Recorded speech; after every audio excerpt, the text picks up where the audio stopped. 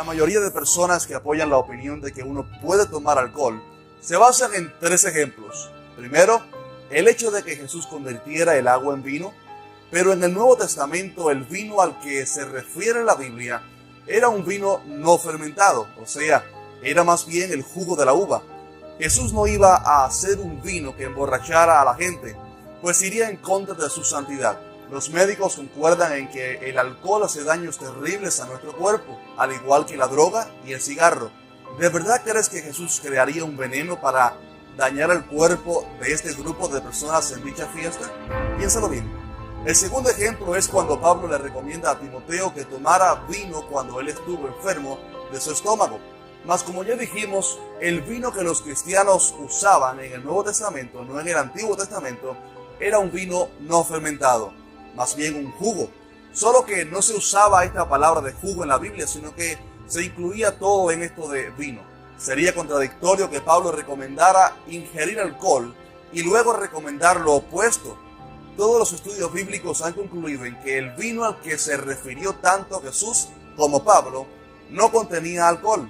Por eso Jesús en la Pascua pudo celebrarla con sus discípulos con pan sin levadura y vino sin alcohol. ¿Te imaginas si Jesús y sus discípulos se hubieran emborrachado esa noche si el vino tuviera alcohol? Qué ridiculizado hubiera quedado esa santa cena que Jesús nos mandó a repetir hasta que Él venga. Y la tercera excusa que algunos usan está en Lucas 7:33, donde Jesús habla a los fariseos y les dice: porque vino Juan el Bautista, que ni comía pan ni bebía vino, y decís, demonio tiene. Vino el Hijo del Hombre, que come y bebe, y decís, este es un hombre comilón y bebedor de vino, amigo de publicanos y de pecadores. Pero te pregunto algo, ¿este versículo prueba que Jesús tomaba alcohol? De ninguna manera. Recuerde que Jesús estaba repitiendo las murmuraciones que los fariseos decían de él y de Juan el Bautista. Si tomamos esta declaración de los fariseos literalmente, entonces tendríamos que concluir que Juan tenía demonio y no comía pan. Más bien los fariseos decían estas cosas porque Juan se abstenía de todo tipo de vino, pues era nazareo, o sea, separado para Dios desde el vientre de su madre. Y él no bebía ningún tipo de vino, pero Jesús bebía vino sin alcohol y se dejaba invitar por gente como Simón a su casa para comer juntos. Pero esto no significaba de ninguna manera que Jesús tomara vino fermentado. Quisiera comenzar la respuesta diciendo: no hay un versículo en la palabra que categóricamente prohíba la ingesta absoluta de alcohol. Nosotros tenemos versículos que prohíben el emborracharse. Y una de las razones por la que la borrachera está prohibida es justamente por las consecuencias que trae. No solamente consecuencias de salud, sino también consecuencias de pecado. El alcohol deprime los centros inhibitorios del cerebro y cuando hace eso, la persona queda desinhibida. Tan pronto la persona queda desinhibida, él va a ser capaz de hacer cosas que en su sano juicio no haría. Y por tanto la palabra nos va a llamar a evitar todo aquello que pueda quitarnos el dominio propio. Y por tanto la palabra va a decir lo mismo acerca de las drogas y pudiera incluso decir cosas de medicina que son prescritas por recetas, siempre y cuando esas medicinas se están consumiendo abusivamente hasta el punto que no me permiten hacer un buen juicio de Yo creo que otro problema es que las personas comienzan a probar estas cosas creyendo que ellos saben cuál es su límite.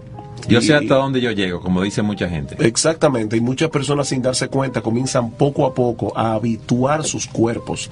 He oído personas decir, yo sé cuál es el trago que me va a hacer daño y ahí lo voy a dejar. Exactamente, yo conozco personas, por ejemplo, que beben todos los días. No se emborrachan todos los días, pero todos los días consumen alcohol y sin darse cuenta, poco a poco se están alcoholizando. Muchas películas presentan al individuo estresado que llega a la casa después de un día de trabajo y ¿qué es lo primero que hace?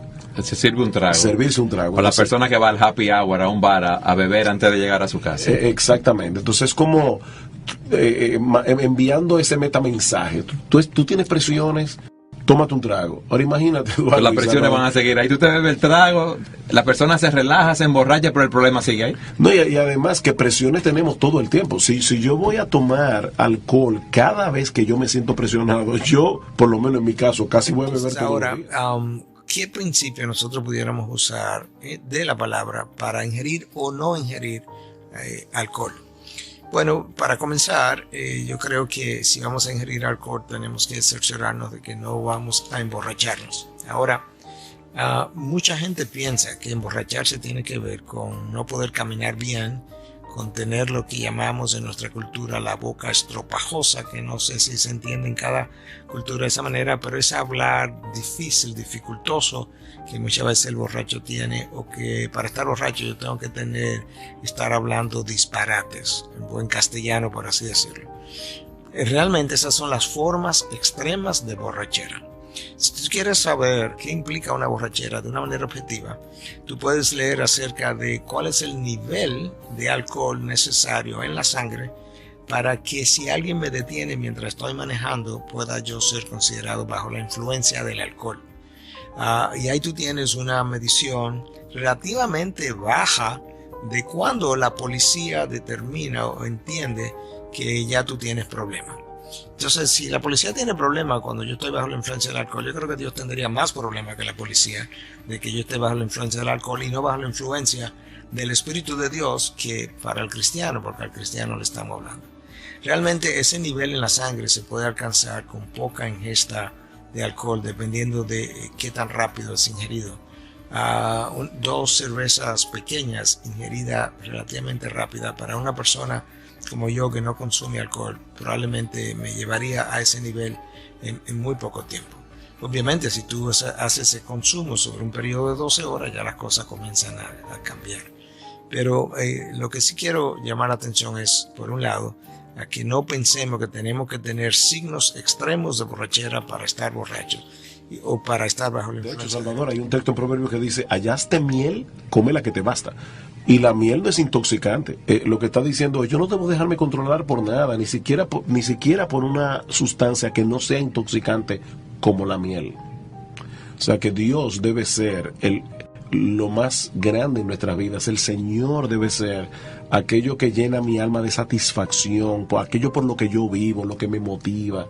Debe ser el Señor. Cualquier otra cosa que comience a sustituir a Dios ya se convirtió en un ídolo, y los ídolos desgracian la vida de sus adoradores. El Señor escogió convertir agua en vino porque la Biblia reconoce el vino como algo que Dios provee para alegrar el corazón del hombre. El problema está en el abuso de esa sustancia. Ponerse demasiado contento.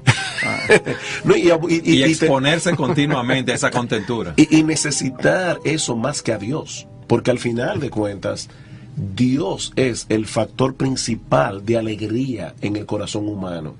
Entonces yo puedo usar no solamente el vino, puedo usar muchas cosas que Dios ha provisto para alegrar el corazón.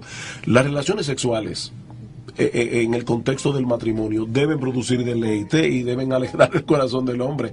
Sin embargo, yo no debo idolatrar el sexo, yo no debo sustituir a Dios por el sexo, yo no debo sustituir a Dios por el alcohol, yo no debo sustituir a Dios por las drogas, yo no debo sustituir a Dios por nada. Eso es lo que dice Pablo en Romanos 1. Quisiera decir también que aún aquellos que entienden que pueden ingerir cierto grado de alcohol a la luz de la palabra, tienen que ser sensibles a otros en el momento y en el lugar como lo van a hacer.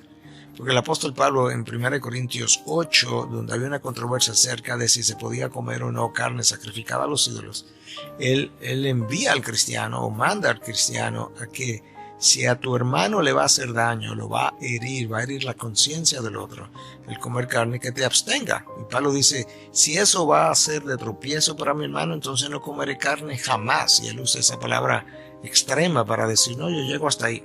Entonces algunos objetan y dicen, bueno, que vamos a ser siempre esclavos del hermano de conciencia débil. No, la esclavitud consiste en esto. Si la razón por la que tú vas a abstenerte de consumir alcohol es porque ese hermano de conciencia débil te está condenando y esa es la razón, entonces te convierte en esclavo de él.